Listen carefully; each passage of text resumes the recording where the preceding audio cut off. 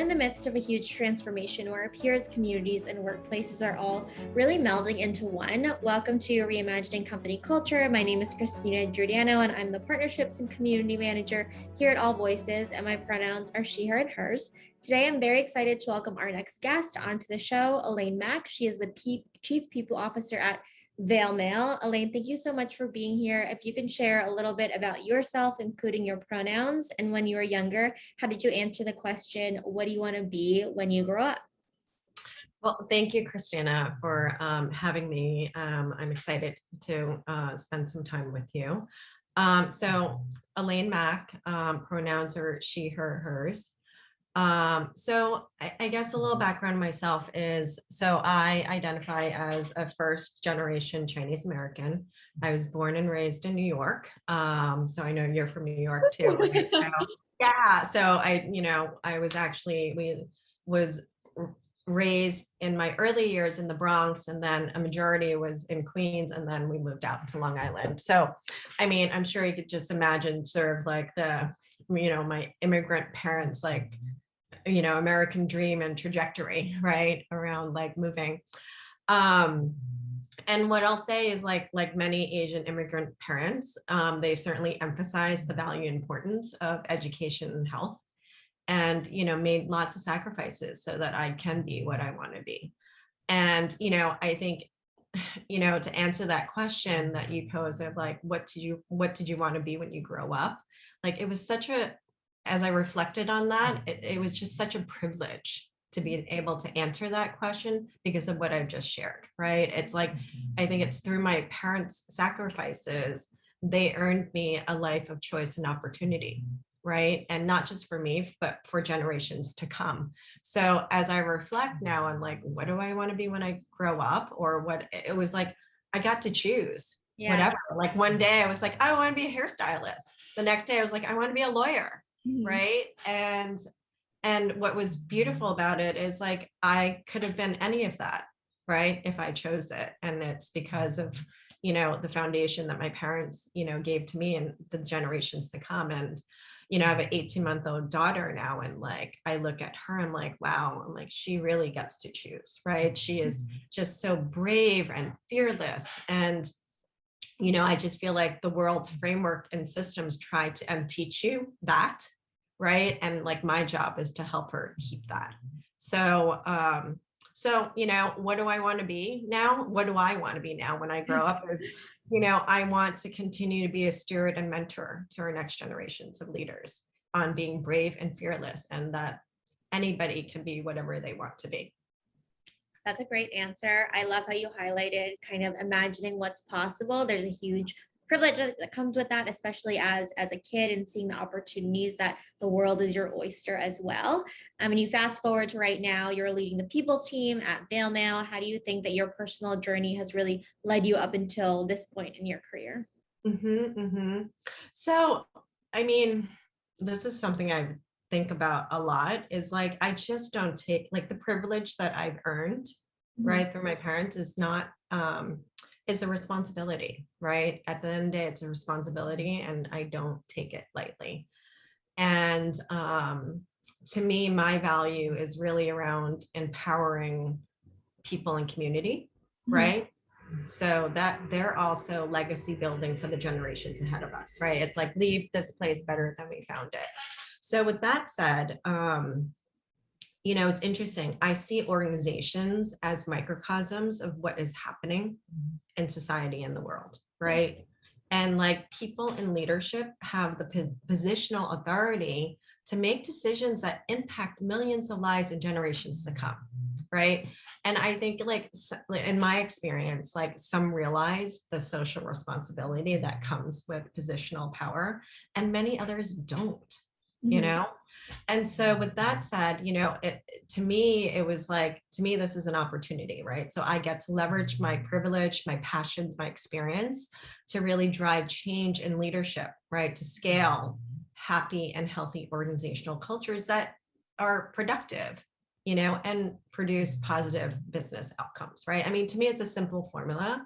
Happy employees mean happy customers, mean positive business results, right? And Yeah. And, to me, it's, there's a real, like, just deep, moral stance to the work that I do and the opportunities I choose, right? I mean, and one last thing I'll share too is a lot of my professional background has been primarily in education and healthcare and working with startup to scale up. And, in the last year or so, I made the real intentional decision to pivot into the tech world.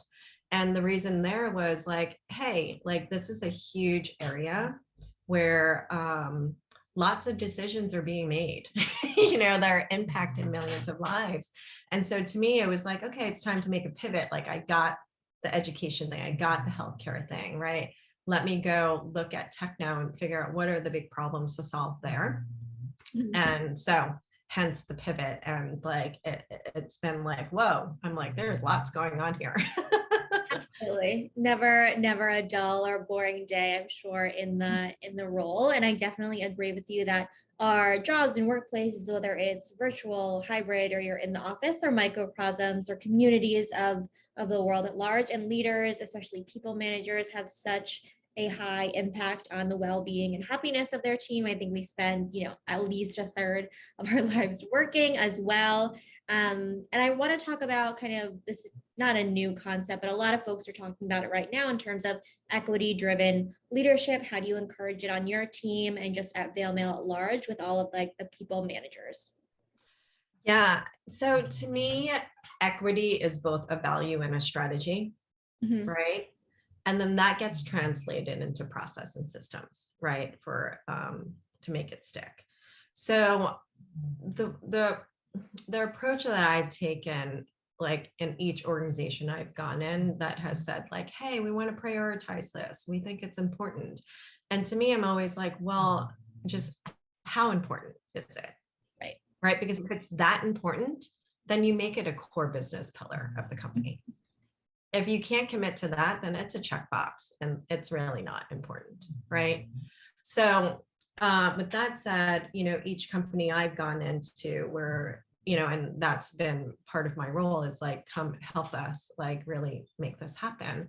So I've essentially really made it very explicit in vision, strategy, and values, right? Around the work around equity. And to me, equity is sort of this sort of umbrella, right? Because if there is equity in place, then there naturally then inclusivity and diversity, right? You're being inclusive of all diversity, whatnot. So yeah, so to me, that's where you make it stick, is really around having explicit and vision, strategy, and values. And then that to me then easily translates into people, programs, and processes, because then that essentially then helps inform and unify around our hiring, our developing, and rewarding and retaining for that. It definitely translates into different parts of the business if it's part of the strategic plan and it needs to be a priority. And at the end of the day, everything can't be a priority and it's not a priority then. So it needs to make sure that, equity is a North Star. How are you kind of tangibly doing that throughout the organization? Can you give folks kind of an example of what equity driven leadership looks like in practice and maybe what it does not to really compare the two? Yeah, absolutely. And the one last thing I'll say on the equity driven leadership, and in addition to being explicit around vision, strategy, and values, Yeah. is also resourcing it. Mhm. Right? Like that's a huge component, right? Like money talks. So I just wanted to add that in. Yeah, absolutely. Really, it's like put your money, where your mouth is, kind of thing. So to your question around like, what does equity driven leadership look like and what doesn't it look like? So to me, what it does look like comes in the form of this concept around servant leadership, Mhm. right? And it's really showing strength and vulnerability and being real, like having real talk, right? I mean, at the end of the day, people want to know that you can walk the walk and talk the talk alongside with them, right? That's what's going to build trust and credibility in any leader in the workplace, right? And then also it's about empowering, Mhm. it's about collaboration, but also making hard decisions with respect and dignity, right? And I think on the flip side, what it doesn't look like is more of a fear-based model, Mhm. right? Where if leaders are implementing a more fear-based model that is centered around, power and control, you do as you're told. I think fear-based cultures breeds blame shame.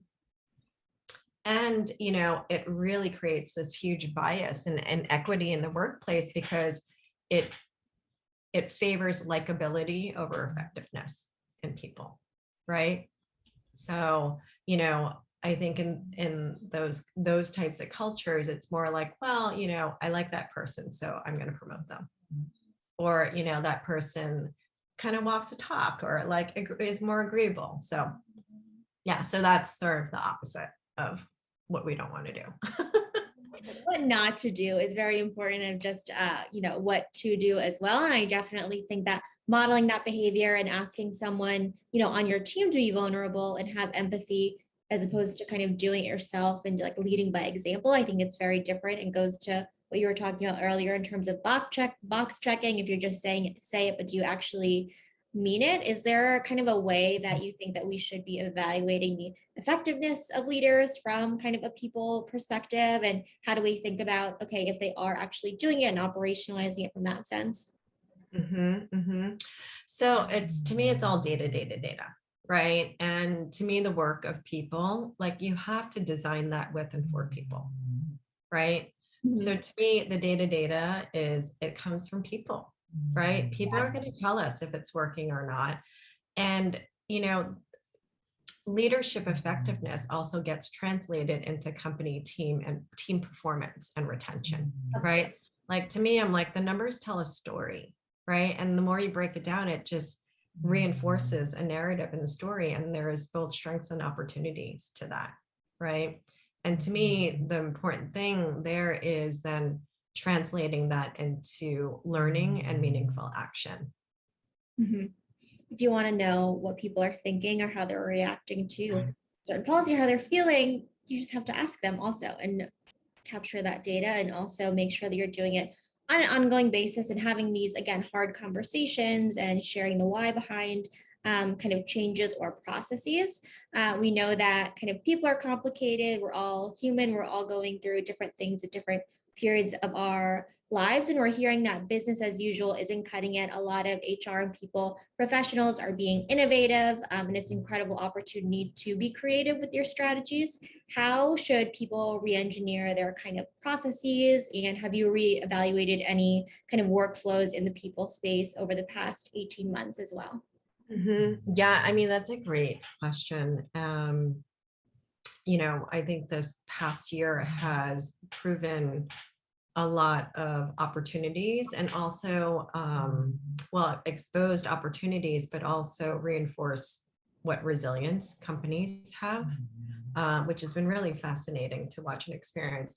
And I think in particular with the current company I'm at right now, and, to our conversations around leadership effectiveness, the areas that I've really zoomed in on to start with is really around leadership and effectiveness, right? And really reimagining a model and structure, right? For who we are today, both globally and societally, and who we want to become. So, we made a real intentional pivot from like this top-down heavy, sort of siloed, central, power, based structure to becoming a much more agile, collaborative, and strength-based structure, right? And distributed. And when I say distributed, it's not just distribution across geography, but it's really around distributing power and decision-making rights throughout the company, right? To support the agility, the collaboration, and to be able to move into a strength phase. And so what that allowed me to do with that restructure was really expand on the leadership team so that it would be truly representative of the powers that may be across the company, right? So that we can really make informed and collaborative decisions to really drive business outcomes with velocity. And so that's been implemented and it's been working so far, right? And yeah, I mean, it just, again, diversified the team, expanded our thinking, expanded perspectives and whatnot. Yeah, I love breaking down kind of the hierarchy, inviting more decision makers to the table. I feel like we don't really talk about power dynamics a lot at work as well, but it is really important to highlight and just kind of change your strategy there. Do you have an example, either at Vailmail or just in life in general, of an equity driven leader who you admire? Oh my God, Obama's. Like everything they've done with the Obama Foundation is like my dream, you know? I Yeah. mean, yeah. I mean, need I say more? No, absolutely. That's a great answer. You were just like your Obama's right there. We talked about earlier the sense of if you want to know kind of how you're doing when you're changing these strategies, you have to ask for feedback. And when we talk about feedback, there's one-on-one, peer-to-peer, individual to manager, and individual to company. But again, power dynamics play into that. Trust who you know. If you're giving feedback to a CEO or your manager, it's a little different than a teammate. What advice do you have for teams to give critical feedback and have hard conversations with this kind of, this undercurrent of hierarchy or power dynamics, even if structures are changing? Yeah, I mean, I think there needs to be a clear framework in mind around feedback or feed forward, as I would call it, around there's a responsibility from the organization, there's a responsibility at the manager level, and then there's a responsibility at the individual level, right? Like there's actually collective ownership around feed forward. And another thing that I will say too is, so just having role clarity around that, I think helps, right? Because I think the default is this top-down hierarchy around like, oh, well, feedback or feed forward only is one direction, and that's not true, right? Mhm. Again, you can't design with and for people, if it's just a one-way thing, right? Another thing I think I mentioned earlier is around being explicit in company values, right? So like if this is a culture that we want to cultivate around, having open dialogue and trust, then it really needs to be an explicit value, right? And then that easily gets translated into team norms, right? And then the organization needs to create space, training, and tools, right, to support that. And then to me, it ultimately gets reinforced through our performance management process and systems. So that's how I've usually have designed systems in the past, right? And it takes practice, right? I've still yet to, maybe I've met one person in my life that says, I love conflict, like I love just telling people, but like there's an art to it, right? An art and science to it. And I think culturally, like, worldwide, like we're just not trained to like give feedback in general anyway, right? So it's a muscle that needs to be learned. But then once it's put in practice, people are like, oh my gosh, why haven't we been doing this? This is so healthy to actually talk to each other and be real. And it's like so helpful, right? I had no idea I was showing up that way. Wow, that was the best, that's the best gift you can give me. Like feedback is a gift. So Absolutely. Feedback is a gift. There's an element of trust into it. And when we're talking about designing and resourcing these kind of systems or frameworks for feedback, it's really important to highlight that and showcase that it is intentional. It doesn't just happen because you will it to happen, but there's a strategy and a plan, and you test things out as well. I know we shared a couple examples of just like modeling behavior from leaders, but do you have any other kind of examples of how leaders can kind of visibly, especially in a distributed kind of workforce, really model healthy workplace behavior for their kind of team? yeah, I mean, I think in this remote first environment now is like boundaries have like dissolved. Yeah. Right. There's no, especially for folks that have been used to being in an office, right? Like, I mean, I was fortunate, I was remote before the pandemic, right? But it took a while. Like it took me like a few weeks to even just get acclimated, right? And be like, oh, is it okay if I go like to the doctor's appointment? You know what I mean? Like things like that, right? So I think right now what's really important in this environment is leaders modeling work-life integration, Mhm. right? And really like being human, right? Like life is happening, right? Work is not the end and be all, but like, there people are finally figuring out, whether it was by choice or whether it was by force, that like, oh, I can make this work-life integration actually happen. Mhm. And I'm more productive. I feel better. I feel healthier. I get to spend more time with family, with my friends, with myself. So I think right now it's that pivot, like, and that's something that you know, we've been very mindful about at our company at the leadership level, is like, hey, we need to model this, right? If we're going to give the company a recharge day, then we got to show up that way. Mhm. Don't be texting or emailing, whatever, like let people have that time, right? And also, yeah. So, and like to me, that is also promotes inclusiveness, right, around the work-life integration, because you know what, it's all about outcomes, right? Like if people are performing outcomes, like who cares when or how they're doing their jobs, Mhm. right? Like somebody may be more of like, I like to work at 11 o'clock at night. I personally don't. I'm much more a morning person, right? But like versus trying to fit all within this box and this framework around that, oh, we got to be within these certain hours, right? Like again, it's like I always think about like, well, where those frameworks map back to a certain belief system that doesn't work for today's world.